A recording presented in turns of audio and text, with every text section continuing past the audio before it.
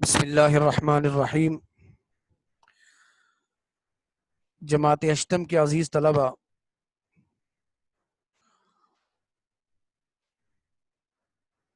ابھی گزشتہ ہفتوں میں ہم نے اسیسمنٹ لی،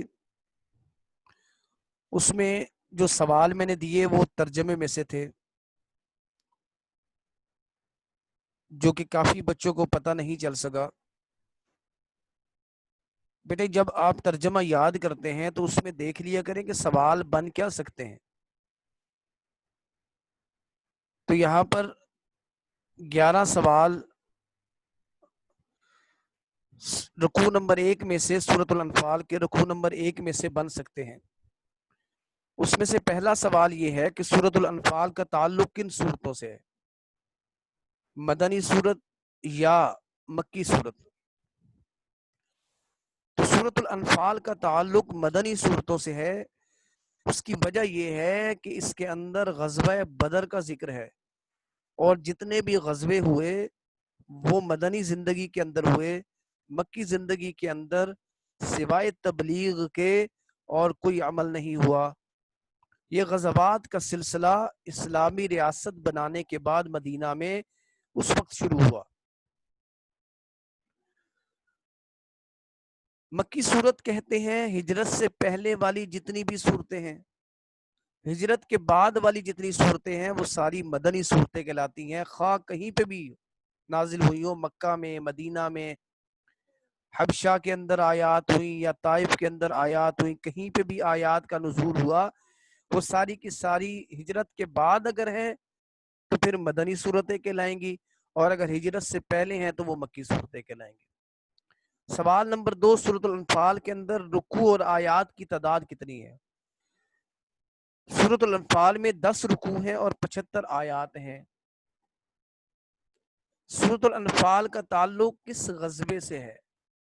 سورۃ الانفال کے اندر غزوہ بدر کو بیان کیا گیا، جو اسلام کا پہلا غزوہ تھا۔ سوال نمبر 4، سورۃ الانفال کی وجہ تسمیہ کیا ہے؟ اس کا نام کیوں رکھا گیا انفال؟ تو اس کا نام رکھنے کی وجہ، بہت سے بچے نے آیت نمبر 41 کا بھی حوالہ دیا۔ آیت نمبر 41 کی وجہ سے نہیں، اس کا آیت نمبر 1 پہلا جو لفظ ہے یسألونک عن الانفال، اس کی وجہ سے رکھا گیا۔ اسلوب یہ ہے تسمیت الکل بسم الجز، یعنی ایک جز کی وجہ سے کل کا نام رکھ دیا جائے۔ تو یہاں پر انفال جو ہے وہ آیت نمبر 1 میں ذکر ہے اس کا، یہ لفظ آیت نمبر 1 میں آیا، اس وجہ سے اس پوری سورت کا نام سورۃ الانفال رکھ دیا گیا۔ نمبر 5، مال غنیمت سے کیا مراد ہے؟ مال غنیمت سے مراد وہ مال ہے جو مسلمانوں کو کفار کے خلاف جنگ لڑنے کے بعد جیتنے پر حاصل ہوتا ہے۔ جب مسلمان جنگ جیت جاتا ہے، کفار اپنا مال چھوڑ کر بھاگ جاتے ہیں، اس کو مال غنیمت کہتے ہیں۔ اور اگر مسلمان حملہ کریں اور لڑائی کیے بغیر کفار ہتھیار ڈال دیں اور اپنا مال چھوڑ کر بھاگ جائیں جنگ کیے بغیر، تو اسے مال فے کہتے ہیں، اسے مال فے کہتے ہیں۔ اور مال غنیمت وہ مال ہے جو کفار سے جنگ لڑنے کے بعد جیتنے پر حاصل ہوتا ہے۔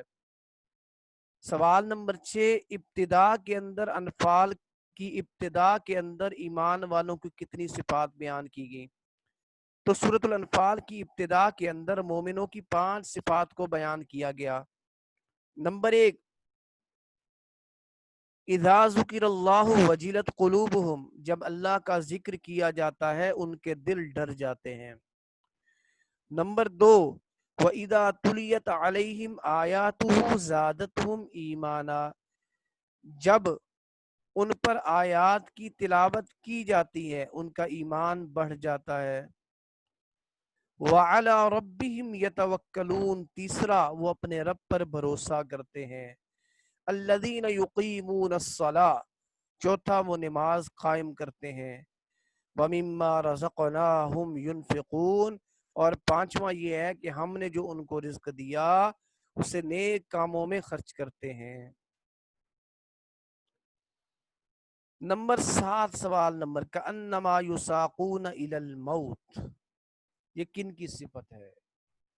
تو یہ مومنین کی صفت ہے، کیونکہ یہ پوری کی پوری پیچھے سے جو بات چلتی آ رہی ہے، مومنین کی بات چلتی آ رہی ہے، تو یہ ایک فطری عمل کو، اس کا مطلب ہے کہ جیسے دھکیلا جانا موت کی جانب، یہ ایک فطری عمل کو بیان کیا گیا کہ 313 کا مقابلہ 1000 کے ساتھ، اور وہ اسلحہ سے لیس لوگ اور یہ نہتے لوگ اب ان تلواروں کے اندر اپنے سر کو دینا موت کے مترادف تھا۔ یہ ایک فطری عمل کو ظاہر کیا گیا کہ انما یساقون الی الموت، یہ مومنوں کی صفت ہے۔ اب جب مومن جو ہیں ان کو گھر سے نکلنا کیسے چاہیے؟ تو اللہ تعالیٰ نے کہا جس طرح نبی اکرم صلی اللہ علیہ وسلم کو اللہ تعالیٰ نے ان کے گھر سے حق کے ساتھ نکالا، اس طرح مومنوں کو نکلنا چاہیے۔ کہ اس بات کو سمجھ لیجئے کہ حق تعالی شانہ نے جب جہاد کے لیے نکالا تو حق کے ساتھ نکالا، آپ حق پر ہیں، اور آپ کے اندر یہ یقین ہونا چاہیے کہ حق تعالی شانہ مدد فرمائیں گے۔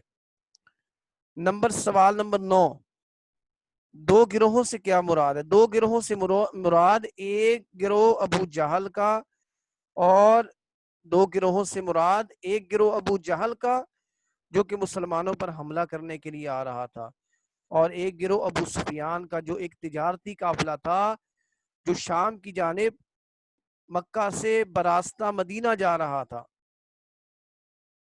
تو دو گروہ یہ ہیں، ایک ابو جہل کا، ایک ابو سفیان کا۔